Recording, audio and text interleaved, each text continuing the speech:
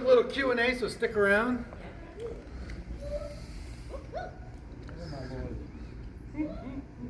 That score kicked ass.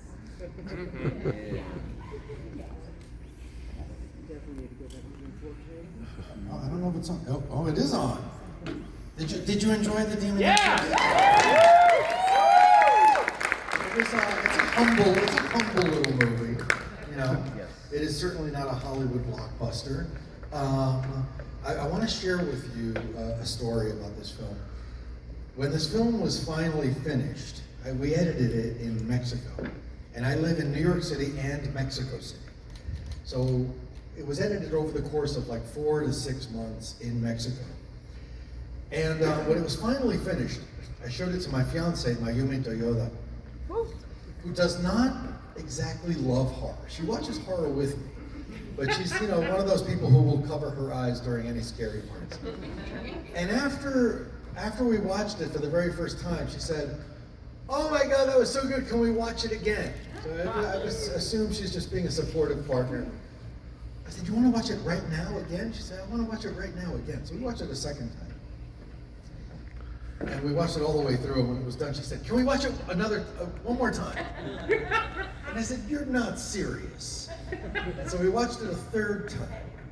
And at the end, she turned to me and she said, "Can I tell you, will you be offended if I tell you something about the movie?" And I said, "Of course I won't be offended. You can tell me anything you like." She said, "It's not scary." And I said, "That's okay. Because, you know, we're not trying to make the Terrifier. You know, this is a love story to monsters. You know, I grew up with monsters. I grew up with Dracula, the Wolfman, Frankenstein, the Mummy, and King Kong and Godzilla. And I don't know that I was necessarily scared looking at those films, but I just felt such a connection with the monsters. And so primarily I wanted to make a creature feature. I wanted to make a monster movie. And I hope I have achieved that. I also feel that this movie owes more to like Jean Cocteau's Beauty and the Beast than it does to like truly terrifying films. So the other thing I want to tell you about this film before we get into questions is that, you know, the number one question I always get from people is, why? You know, what inspired you to make this film? So many years ago, I met someone who's still a friend, but we met many years ago, and she was and is one of the most cultured, intelligent, sophisticated people I had ever met. And she was apparently a dominatrix. And when you say dominatrix, you know, there are certain like connotations, there's certain stereotypes that people have in their mind. Well, while I'm sure she did all of the things that Lita did in this film, you know, what I saw from having this personal relationship with this person, she was like the most domestic person I'd ever met. There were other, you know, female friends in my life at the time, and they would want to go out to a fancy dinner. This friend of mine would say, "Why don't you come over and we'll make dinner? I'll give you half of the grocery list, and I'll buy the other half of the grocery list, and like you're in charge of making the salsa, and I'm in charge of making everything else." And we would have these like really pleasant, and then we'd, you know, cook dinner, and then we'd sit down and have dinner. Another time she called me and asked me if I wanted to carve a jack-o'-lantern. No one has ever asked me if I wanted to carve, and I don't mean jack-o'-lanterns plural. She was like, "Come over, I have a pumpkin. Let's carve it together." Another time she called and said, "Do you like Mozart?" I said, "I love Mozart." She said, "I have tickets to the New York Philharmonic. Do you want to go?" I said, "Oh, absolutely." She said, "I'll meet you in 20 minutes. She was not necessarily a punctual person. She showed up a bit late, and by the time we got to Lincoln Center, the New York Philharmonic had already begun, so we weren't able to see the first half. So instead, we went to the champagne bar in the lobby, and we sat and we drank champagne while we listened to the music being piped in on speakers. This was the person that I knew who was a dominatrix. And in these times that we live in, that are so fractured, and everybody is so quick to choose who is us and who is them, I wanted to make a film about two characters who would have no reason to like each other, who would have absolutely nothing in common, and who, in fact, might even be considered polar opposites, and yet could still, in the very least, be good neighbors. So that's really what's kind of like at the core of this film.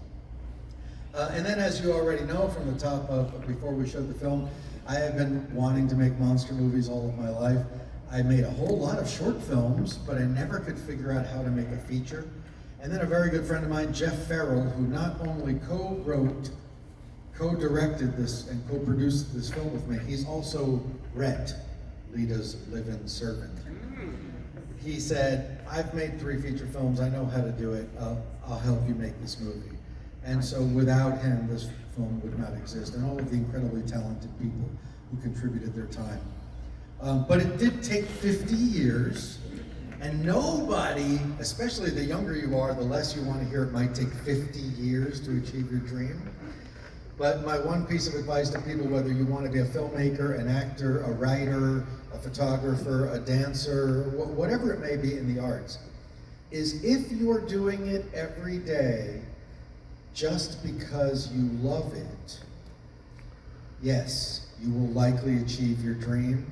It might be a week, it might be a year, it might be 50 years, but you won't notice how much time is passing because you're still passionately engaged in what it is that you want to be doing every single day. As somebody who has been an author and who has been a musician and now I guess a feature filmmaker, I promise you that like on a weekly basis, I receive emails from people and they say things like, this is a true story, you're not gonna believe me, but I receive emails, they're very cliched at this point. They go like this: can you tell me how to get my book published?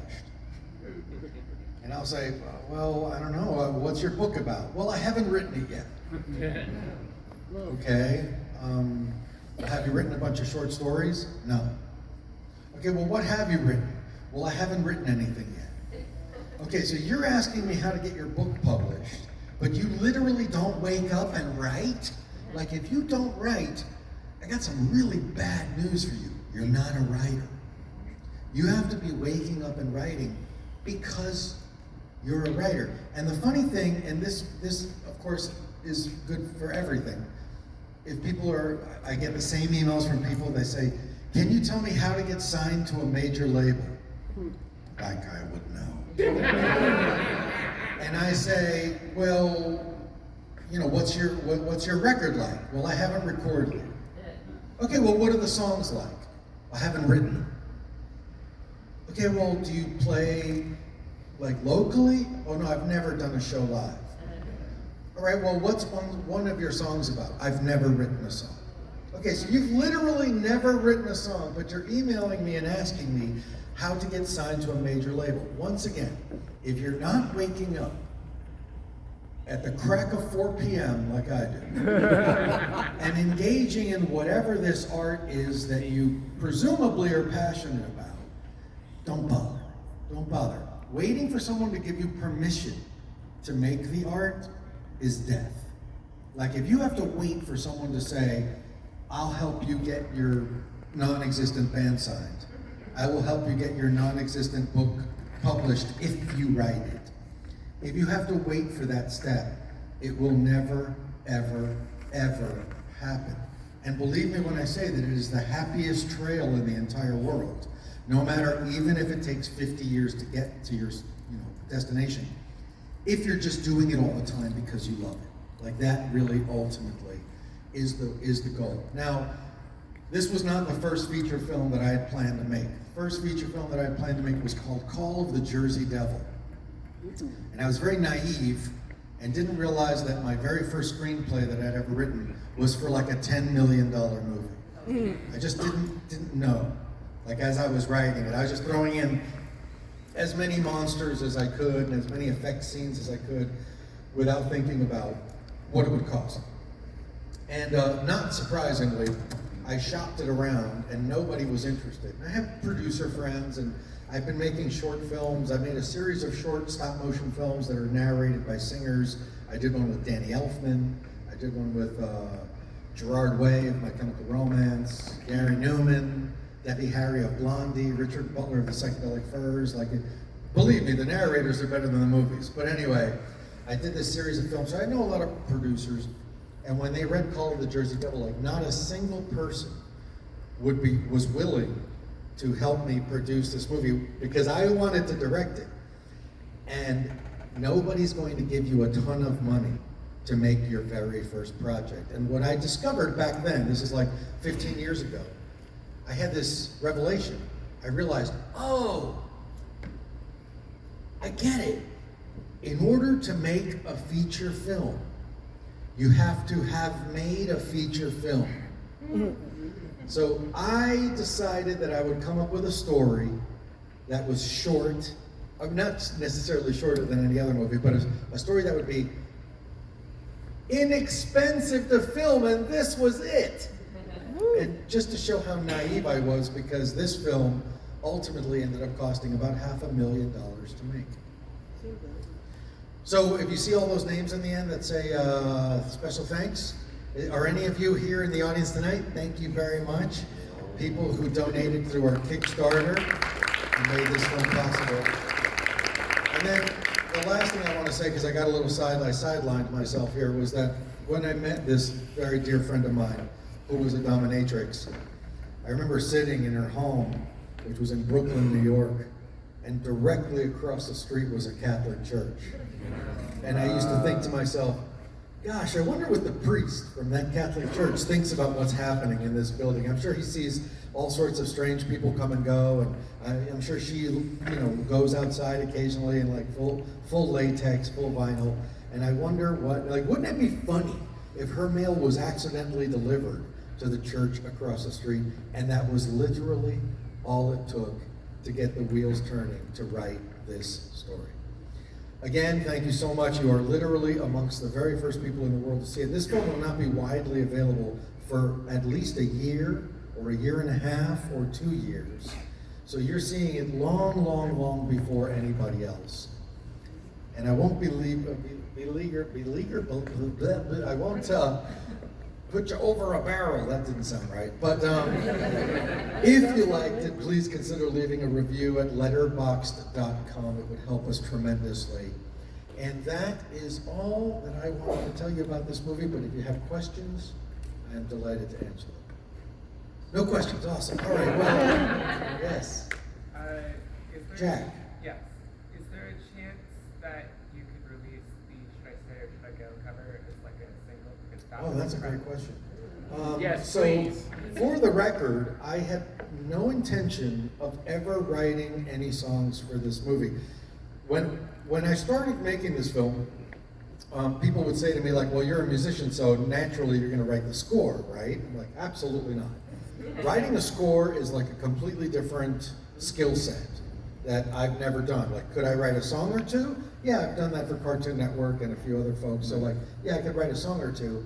But I'm not even doing that because when I watch the opening title sequence, I find it so obnoxious how many times my name appears in it. Like, the last thing I need to do is more, for this film. So I had never intended to write any song or to record any songs for this movie. However, we could not get the rights to the version of Should I Stay or Should I Go by Fabulosos Cadillacs, which was what was supposed to be there. And we reached out to them, and we got a music supervisor, and he reached out to them, and all they said was, it's unlicensable. It's unlicensable. And apparently, sometimes bands are like fighting with each other, so nobody knows who to send the check to, or sometimes there's legal problems, but they just said, no, there's no. There was another band as well, which will remain unnamed, which is a favorite band of mine. They're if you know are you familiar with The Cure? Yeah. Are you familiar with the country named Mexico? Yeah. Well, they are the Cure of Mexico. It is a band that is like, there's nobody in Mexico who doesn't know this band. And we could not get the rights to use their songs because, quote unquote, our film was too little. Like it was too small of a project for them, and they would not allow us to use their songs. Luckily, we were able to use a lot of, I don't know if anybody here are fans of Mexican rock, but all of these songs, I want you to know what you just saw. If this was a Mexican audience, the 5 songs you heard in this movie were like One Way or Another by Blondie and Psycho Killer by Talking Heads. Like, those are the level songs that are in this film. And the reason that's in there is because when I decided that Father Veto was going to be Mexican, I wanted to make sure that this film was as authentic as it could possibly be. Like, what was he listening to growing up? So every prop in this film that has anything to do with Alejandro Veto, I bought in Mexico. I had to learn a lot about Catholicism, I really did, to understand what I was saying, why I was saying it, why does it matter. And these bands are all like these songs are the most beloved songs from what they call rock nacional in Mexico, national rock, Mexican rock. So a lot of thought went into that, and I although it's really kind of unbelievable, getting the licenses to the songs that you heard was like in the top 2 hardest things to do in this film. True story. So anyway, so your original question, where Jack, I only recorded however much I needed. So the sermon, the intro, and the credits, the outro. There's a chunk in the middle that we never bothered to record. But I am very, very good friends with the guy that I recorded it with, so it's entirely possible. Yes. Anybody else? Yes, in the front. So I used to be the film chair at the Independent Oklahoma Artists thing. It was an IAO, and I'm a photographer. I'm not a filmmaker, but we watch a lot of independent films, and I would never have guessed it was an independent film. You did such a good job with this. The Budapest scoring was amazing. I mean, like, this is top notch. Thank you, thank you. Let me tell you a quick story about the score. So, when we made this movie, again, I was in Mexico City editing it with a Mexican editor. See you guys tomorrow? Yeah, you'll be there? I'm performing tomorrow at the Masquerade. If you're not doing anything tomorrow, please come by. So, what's that? I'll be there. All right, see you there. So, so I'm in Mexico working with a Mexican editor, and the first 20, we were working in 20-minute chunks. So I come in to sit down and see, like, you know, what he's done with the first 20 minutes of the film. And I said I wasn't going to tell this story, and here I am. And there's this incredible score. And I turned to him and I said, Jorge, what the hell is this music? And he goes, see you tomorrow. He goes, oh, this is the score from Hellraiser. And I said, Jorge, you know I can't use the score from Hellraiser. He said, yeah, I know. It's a thing I like to do because directors, especially first-time feature film directors, may not understand how a film is going to feel after it has sound effects and music. So if you're watching just the editing, you may feel like it feels kind of empty or like things are moving very slowly. He said, so I like to create sound effects and put them in, and I like to, you know, find some temporary score and put it in. And I thought Hellraiser was right for this film. And then later on, as we continued working together, at some point he had also put in music from Drag Me to Hell. Well, when he had finally finished editing the entire film, I had fallen in love with all of this incredible music. And I went to my partners and I said, hey, listen, we really need to get like an incredible composer. And all of the music that's presently temporarily in our movie is by Christopher Young.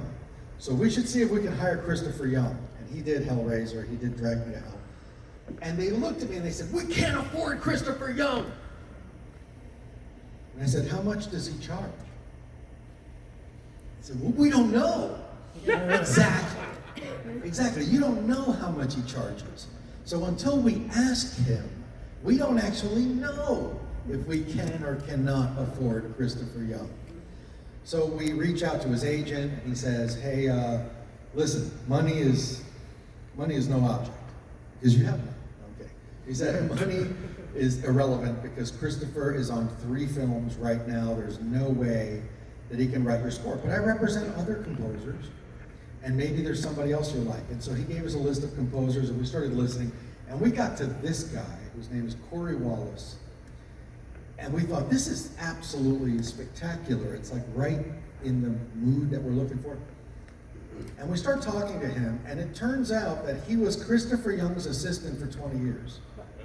So he kind of like grew up working with Christopher Young. So he like really knew that style. And he said, "Look, I can write you this score for more or less something, a number that you can afford, but it has to be recorded with a real orchestra." And so we recorded it with the Budapest Philharmonic Orchestra. So ultimately, and all that solo violin that you hear, that's Danny Elfman's star violinist. Yeah, her name is Sandy Cameron. And when Danny Elfman goes to do like Nightmare Before Christmas with the New York Philharmonic, he only travels with one musician, and that's Sandy Cameron. So, you know, the orchestra will be the New York Orchestra, it'll be the LA Orchestra, it'll be the San Francisco Orchestra, but Sandy will get on a plane with her like gender-bending Edward Scissorhands costume and her violin. And she's a rock star, she'll be front and center. So that is why the violin is so great. But ultimately, this is how we ended up having a real score. Because had a temporary score not been put into the film, you know, we probably would have found we wouldn't have like gone out on a limb to try to get the very best that we can get. And this is how I work, and not everybody works this way. A lot of people, especially in low budget film, independent film, like whatever they can get for free, whatever they can get for cheap. I say, what is my dream of dreams? And then I shoot for that, and maybe I don't get it. But maybe instead of ending up down here, I end up somewhere in here. It should. Well, thank you, I really appreciate it. Any other questions? Yes? So I thought that this film had a really positive view of a Catholic priest. How do you think your own experiences with religion affected this film? Because I've seen you before in concert, have some conversations about it. Absolutely. So I am not a religious person. I am agnostic at the very best. And I had, let's just say I had experiences as a child which would, you know, lead me to believe that all religious people suck. But I'm not dumb enough to believe that, you know, and I don't want to live in a world where that's true. I don't want to live in a world where being a dominatrix makes you a filthy piece of crap that no one should ever respect.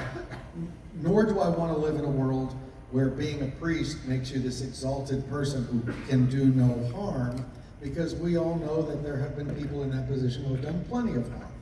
So once again, it was about creating 2 characters where there's such high expectations for. You know, like people should be, I presume, walking into the Demonatrix expecting the priest is going to be a certain way, the dominatrix is going to be a certain way. And I don't know if you noticed this, but there's a character arc in both of them. In that, like, she starts out as very, very strong, but as she is being bothered, visited by a demon, you know, it starts to chip away at this personality that she's like pretending to have. You know, she's like playing a part within her own life. And the priest is playing a part within his own life. He's being the priest that his mother always wanted him to be. And as he gets deeper and deeper into the situation and realizes more and more how much he truly loves Lita, he becomes less and less the priest and more himself. So it is also a story about like finding yourself in these roles that have very, very high expectations and somewhere in your journey, trying to figure out who you really are, and not just trying to be, you know, the persona. And I've been through that, because for many, many, many years, I had come to believe that my role was to be like an oversexed drunken pirate. And when people would come to my shows, it was all like dirty jokes and flirtation, and I'd always have a bottle in my hand that was like almost all empty. Whether I drank it or not, there'd be a bottle in my hand that was almost all empty. And I really felt like that was my role. And it wasn't until fairly recently that I started realizing that it was vastly more pleasant to just be myself. You know?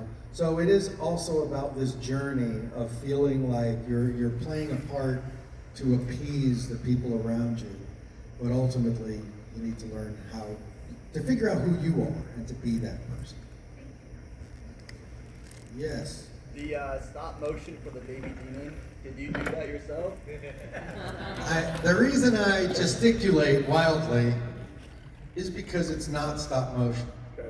But I'm so glad you think it is. Okay. Because I worked very, very hard to make people think it was stop motion. So I'm a stop motion animator. It was my very first passion. And I worked in stop motion for 2 decades before, you know, doing anything else.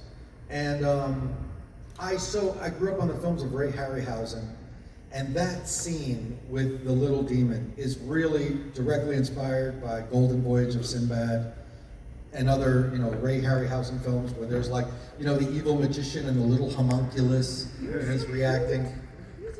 But we couldn't afford stop motion because we would have had to have the set for like a month, so that I could personally be there every day, posing the character and taking a frame, and posing the character and taking a frame.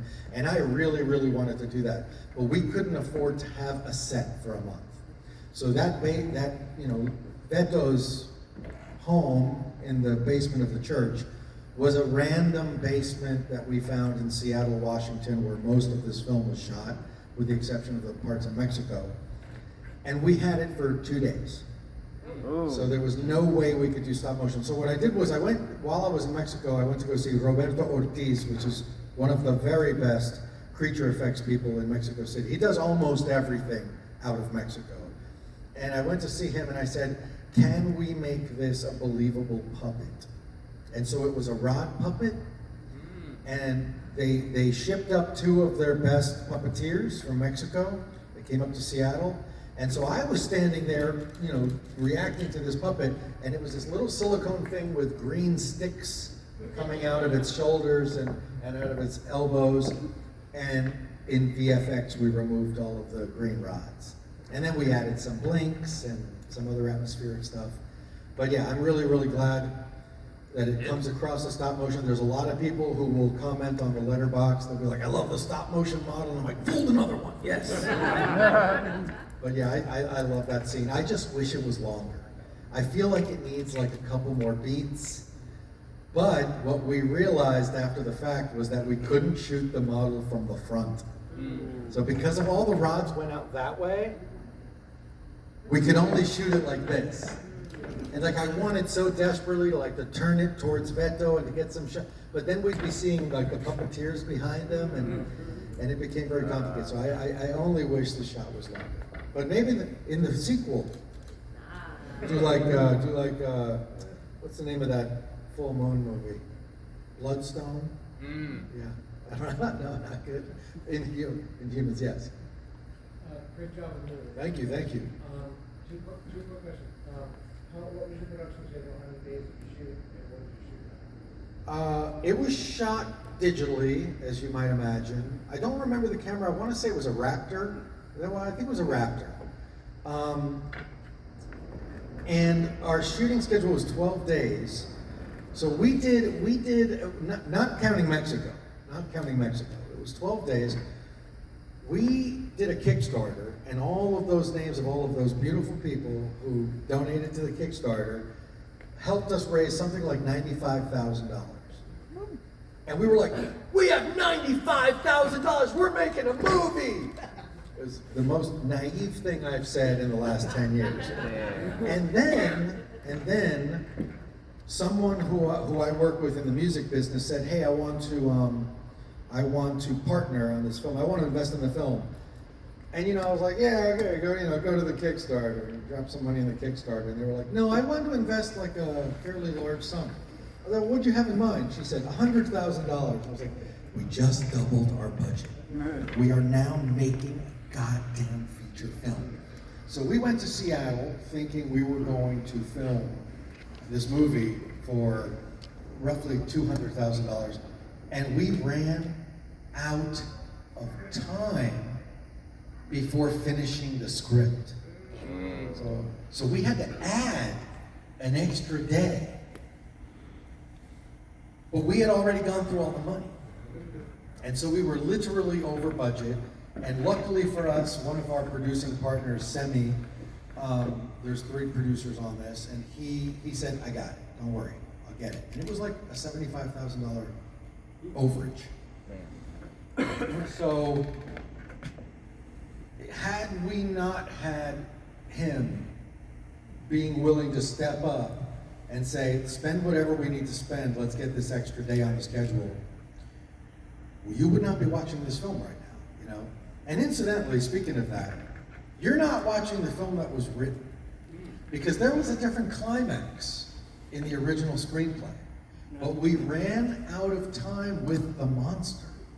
So the team that came up from LA, so it was Ogre, lead singer of Skinny Puppy, Norman Cabrera, who made this incredible Incubus monster suit, and like the team that made the suit, they came up from Los Angeles. We had them for X amount of time, and we never got around to filming all of the shots of the demon. So in that scene where Father Veto is doing the exorcism, there's in the original screenplay, there's a scene where he fights the demon. Yeah. And then suddenly, it was time for them to go. They're like, "Okay, bye everybody." And they left, and we didn't, we no longer had time on set to shoot the demon.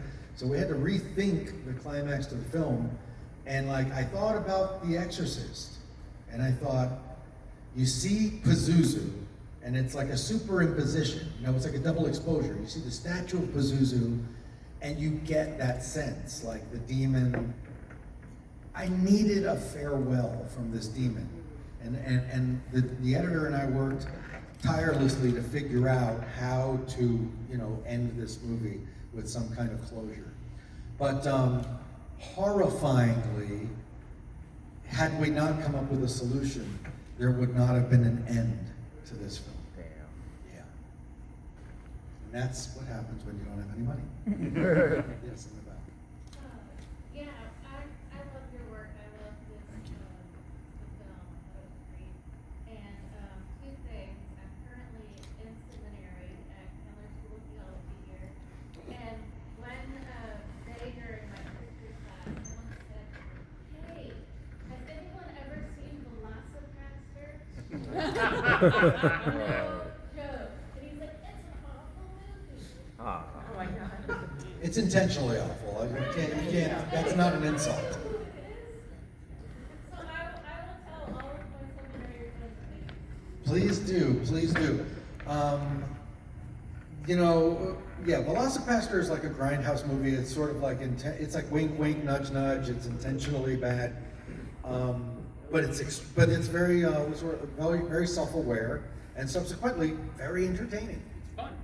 Yeah, I went to go see it in New York, and the director was a student of mine, and he asked me, so I taught stop motion animation for 27 years, and the director and the producer were students of mine, and they said, "Hey, we're making a movie, would you be in it?" I was like, "Sure." I said, "Sure, I don't need to read the script." And I went, and we shot this film, and they invited me to all right, you're going to be in charge of reminding me that I have to tell you about the opening of the film in New York, Velocipaster, because I'm going to go on a side quest, and I know I'm not going to remember where I was. Thank you. So, I go to film Velocipaster, because I want to share this quick anecdote with you. I go to film Velocipaster, and I said, "Well, what's the name of my character?" And Brendan, the director, goes, "Altair." I I said, you're not even trying. I said, well, what's he like? He's like, he's like, he's an occultist. I'm like, okay, I get it. Like Temu Dave Navarro, you got it. So I show up in Pennsylvania, with like a bunch of eyeliner and a cape, and I'm ready to shoot. And I'm sitting outside, it was in a witchcraft shop, we were shooting the scene that I'm in. And I'm sitting outside in the backyard, and I'm reading the script, and at some point it says, Voltaire says an incantation. Looking for the incantation, not in the script. So I freak out, because I'm on in like 15 minutes. And I'm like, I have to talk to Brendan. Please go get the director. I have to talk to the director. And eventually, they managed to pry him away from the work he's doing on set. He says, what's up, Voltaire? And I said, Brendan, this says that I say an incantation.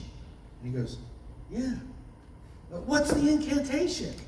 He goes, I don't know, make something up. Oh, God. Now, I don't realize yet what kind of movie this is. I was like, Brendan, I can't make up an incantation. I don't speak Latin or Gaelic or whatever language this is supposed to be in. He goes, seriously, you can just make something up. So I was panicking. And what I ended up doing was, I was like, what could I come up with that I could create right this very second, but I'd be able to repeat 100 times without even thinking about it. So what I did was I got a piece of paper and I wrote down the names of like my 20 favorite bands. And then I just said them in an Italian accent. So like Peter Murphy was Pietro Murferio. And Susie and the Banshees was Suci dell'Avanzia. And that is literally the incantation. It's me just like, every time he yelled action, I just started like blurting out my, the cure was le cure. And so I didn't even have to think about it because, I have that in my head already.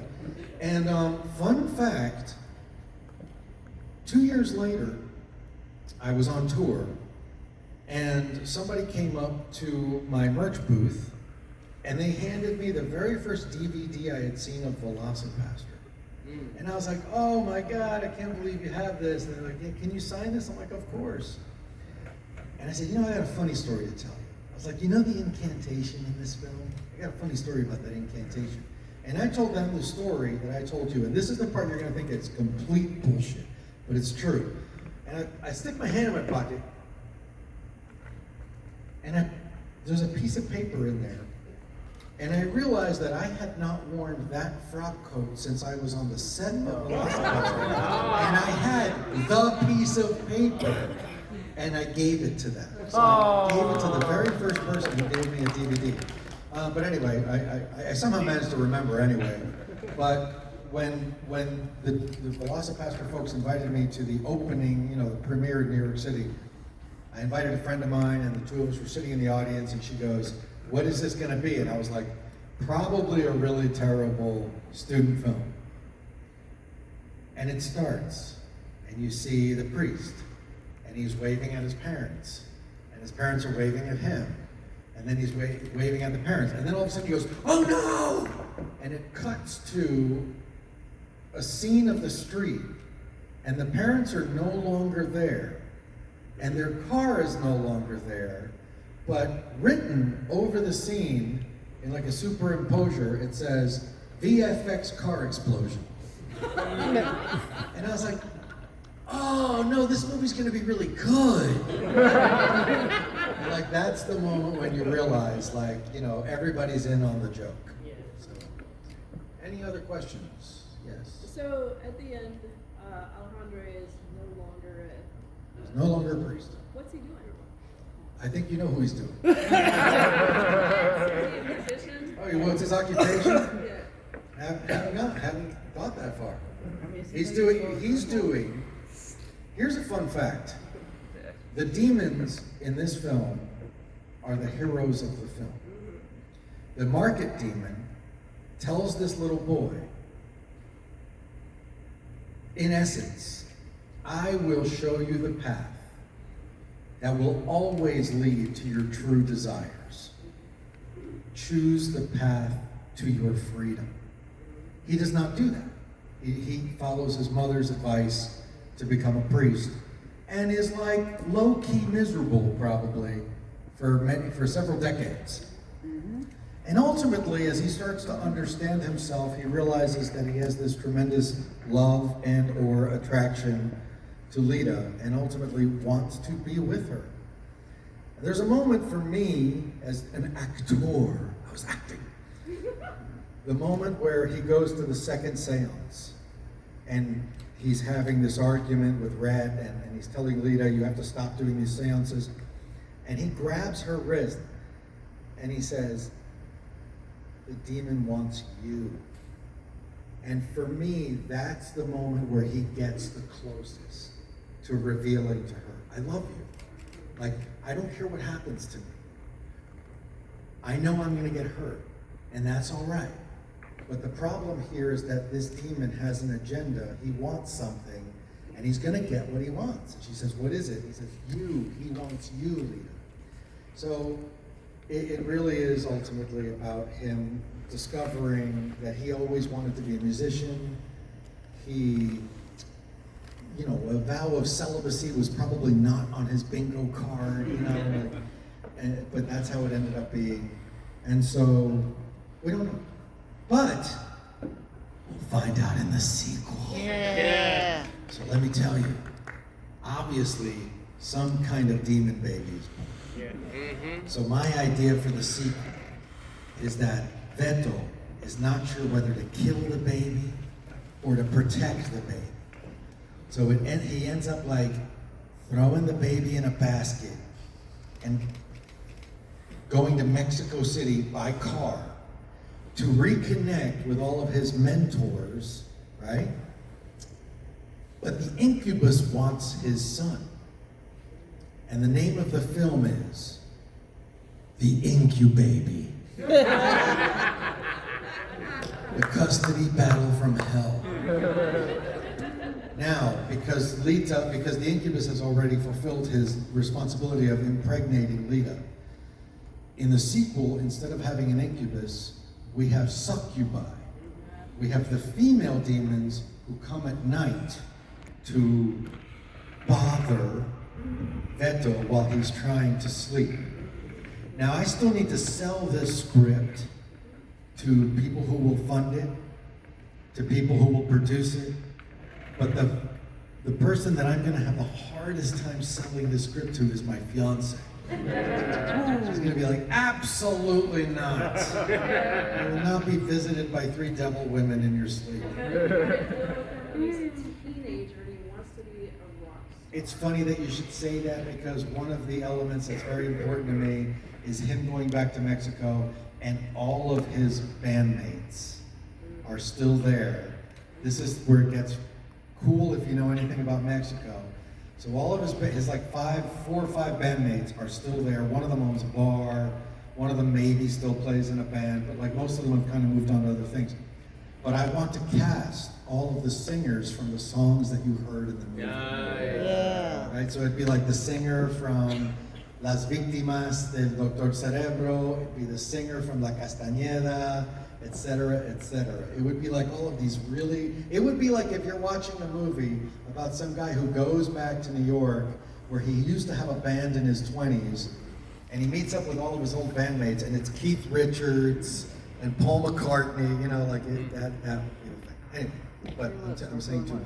Maybe like Incubaby is a teenager. Incubaby. Oh, you mean the Incubaby is a teenager? Yeah. I was like, yeah. That's film 3. I want to be a priest. And I think we should probably close this out with one last question. But before I take this one last question, just want to reiterate, I'm performing tomorrow at the Masquerade. Doors open at 8. I go on around 9. And there's no opening act, there's no DJ, so it's just me. So please don't think that if you show up at midnight, you know, I'll be just about to go on.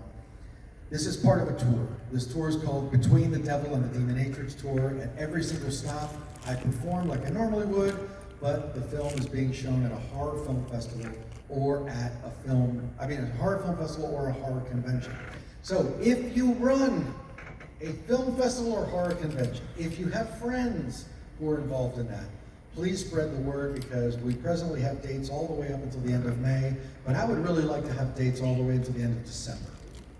So I'm just going to put that in your head. And, yes, your question was?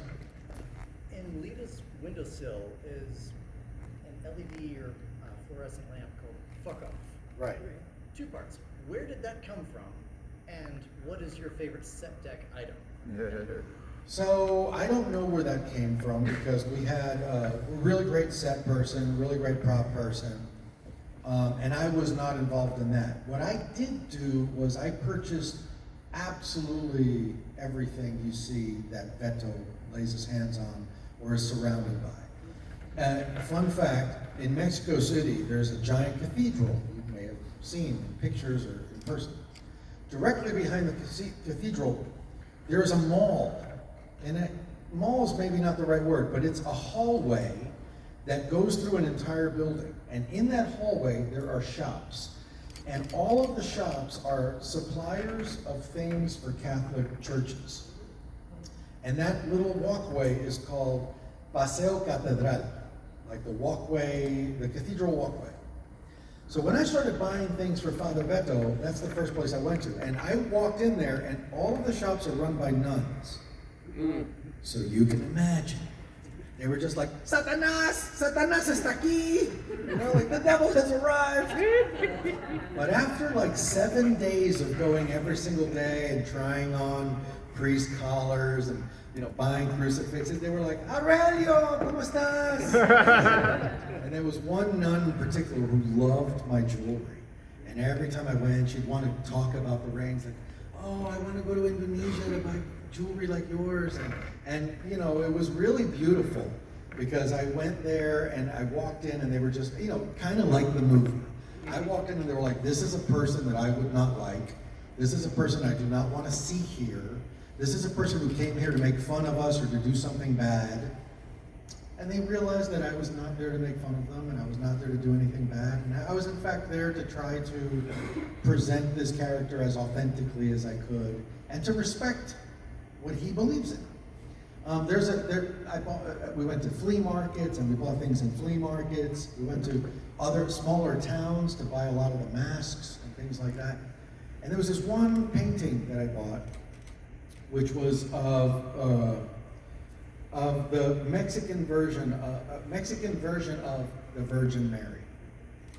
And she appeared to a peasant, a farmer.